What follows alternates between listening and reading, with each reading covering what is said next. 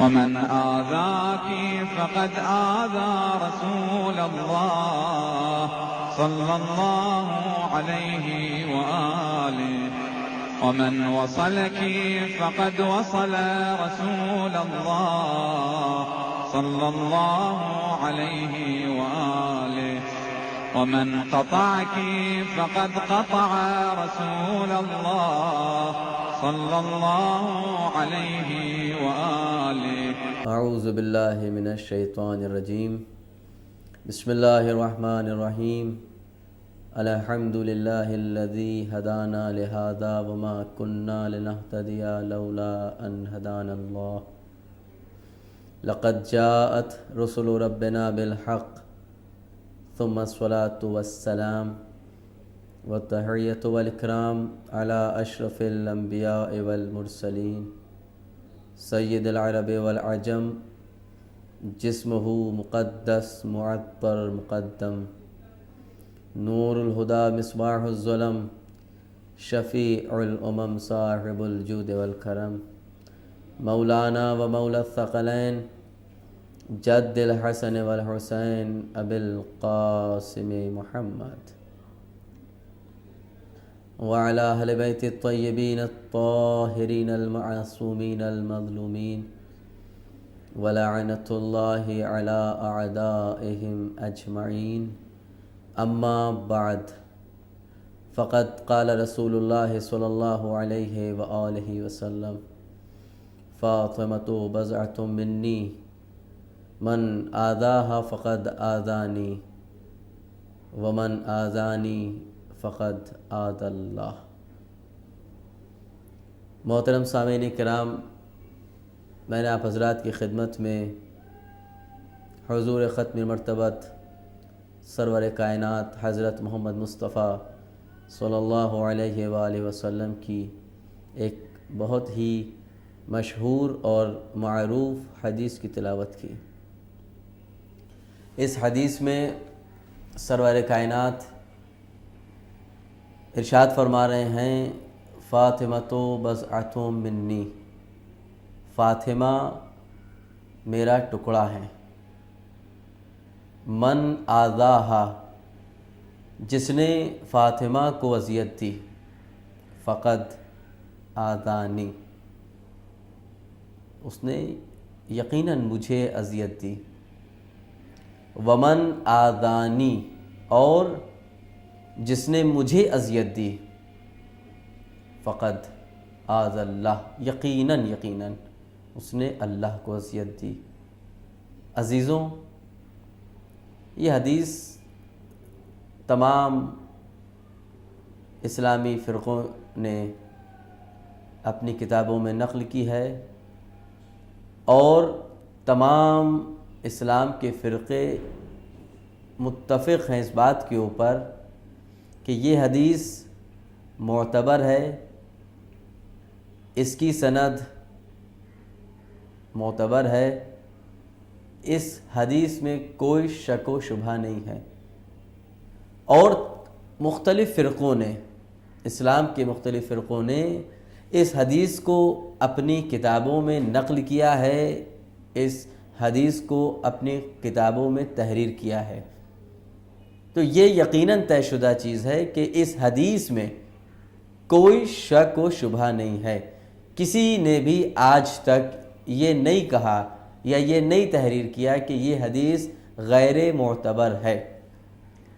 عزیزوں، جب یہ تحریر معتبر ہے، تمام لوگ، تمام فرقے، پورا عالم اسلام اس بات پر متفق ہے کہ یہ حضور اکرم حضرت محمد مصطفیٰ صلی اللہ علیہ وآلہ وسلم نے ارشاد فرمائی ہے یہ حدیث، تو یقیناً اس بات کو جب یہ نقل کرتے ہیں، یہ اسلام کے مختلف فرقوں کے لوگ، علماء کرام، راویان، احادیث لکھنے والے، جب اس چیز کو نقل کرتے ہیں تو ان کو بہرحال اس چیز کا بھی اندازہ ہوگا اور یقیناً ہوگا کہ جناب فاطمہ زہرا صلوات اللہ علیہا کی ذات کتنی باعظمت ذات تھی.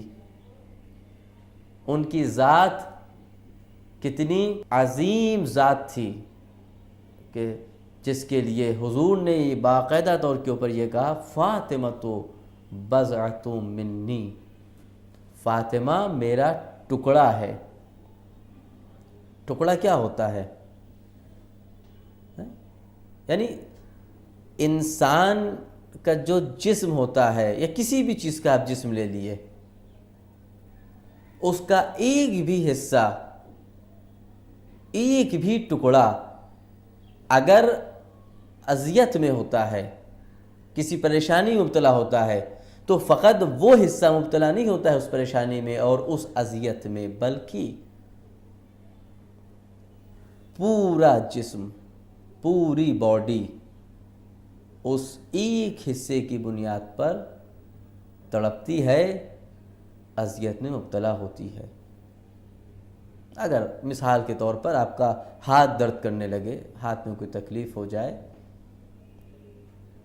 تو پورا جسم آپ کا مزمحل ہو جائے گا، اذیت میں مبتلا ہو جائے گا۔ اگر آپ کی آنکھوں میں درد ہو جائے، اگر آپ کے دانتوں میں درد ہو جائے، اگر آپ کے جسم کے کسی حصے میں بھی عزیزوں درد ہو، تو یقیناً آپ کا پورا جسم پریشان رہتا ہے۔ سر درد ہوتا ہے تو مکمل طور پر آپ مزمحل و پریشان رہتے ہیں۔ تو عزیزان محترم، مسئلہ یہی ہے کہ حضور نے جناب فاطمہ زہرا صلوات اللہ علیہا کی عظمت اور ان کی اپنے سے یہ کہہ کر کے نسبت دینا کہ فاطمہ میرا ٹکڑا ہے، صرف اسی حدیث سے، صرف اسی حصے سے یہ بات واضح تھی، طے شدہ تھی کہ ٹکڑے کی کیا اہمیت ہوتی ہے اور ٹکڑے کی کیا عظمت ہوتی ہے۔ لیکن اس کے باوجود حضور اکرم حضرت محمد مصطفیٰ صلی اللہ علیہ وآلہ وسلم نے وضاحت بھی کر دی، من آذاہا، جس نے فاطمہ کو اذیت دی، فقط آذانی، گویا کہ اس نے مجھے اذیت دی۔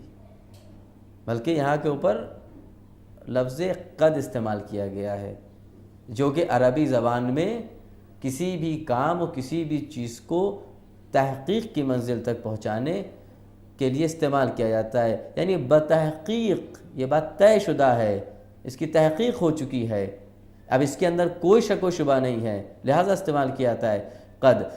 حضور اکرم نے بھی یہی کہا، من آذاہا، دیکھو یہ جان لو فاطمہ میرا ٹکڑا ہے، صرف اسی پہ میں اکتفا نہیں کر رہا ہوں، بلکہ جس نے فاطمہ کو اذیت دی،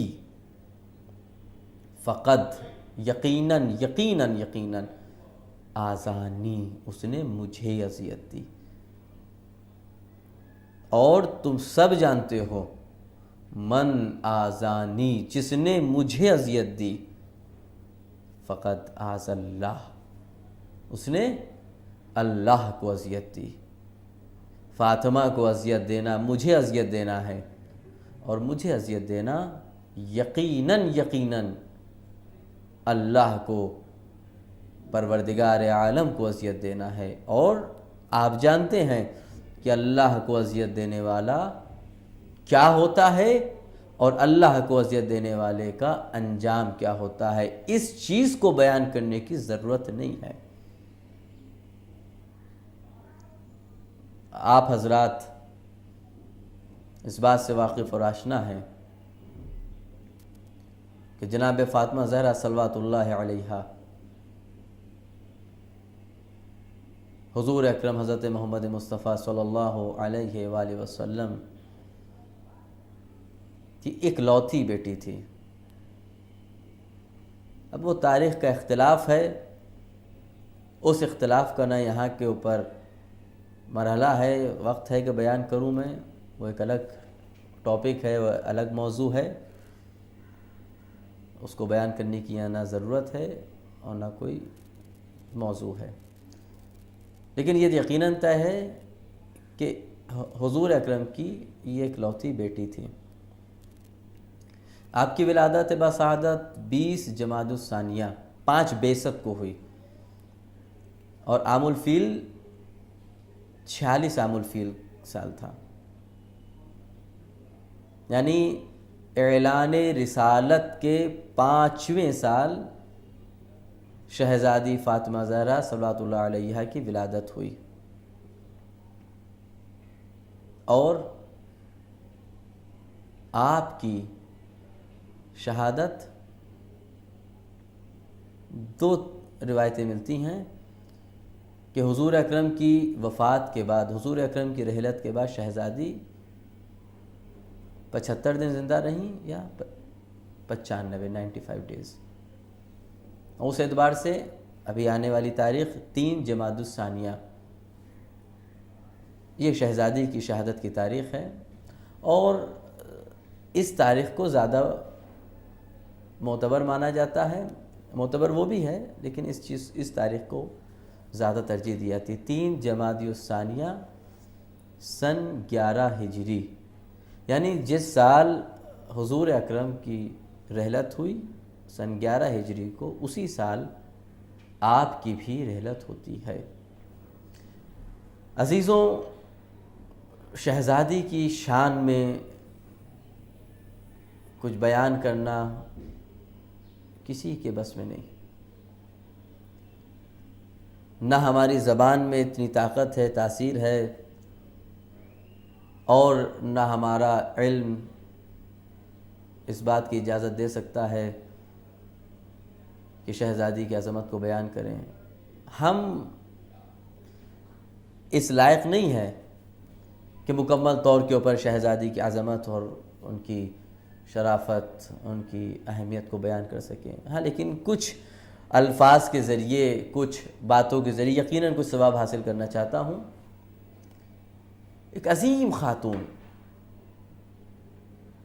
ایک بہت عظیم خاتون شہزادی کی شخصیت، ایک باعظمت شخصیت، تاریخیں لکھتی ہیں کہ شہزادی جب بھی تشریف لاتی تھیں تو حضور اکرم حضرت محمد مصطفیٰ صلی اللہ علیہ وآلہ وسلم اپنی جگہ سے اٹھ جایا کرتے تھے اور شہزادی کا استقبال کرتے تھے۔ اب یہ اس زمانے کی بات ہے، یہ اس دور کی بات ہے کہ جس دور میں بیٹی کو باعث ننگ و عار سمجھا جاتا تھا، جس زمانے میں لڑکی کو رسوائی کا سبب سمجھا جاتا تھا، جس زمانے میں لڑکی کو اپنی ذلت و توہین کا سبب سمجھا جاتا تھا، اس زمانے میں کہ جب اگر کسی کے گھر میں کوئی بچی پیدا ہوتی تھی، کسی لڑکی کی ولادت ہوتی تھی، ایک باپ اپنے ہاتھوں سے اس بچی کا گلا دبا کر کے اس کو مار دیا کرتا تھا، اپنے ہاتھوں سے اپنی بچی کو زمین میں زندہ درگور کر دیا کرتا تھا، زندہ دفن کر دیا کرتا تھا۔ وہ زمانہ،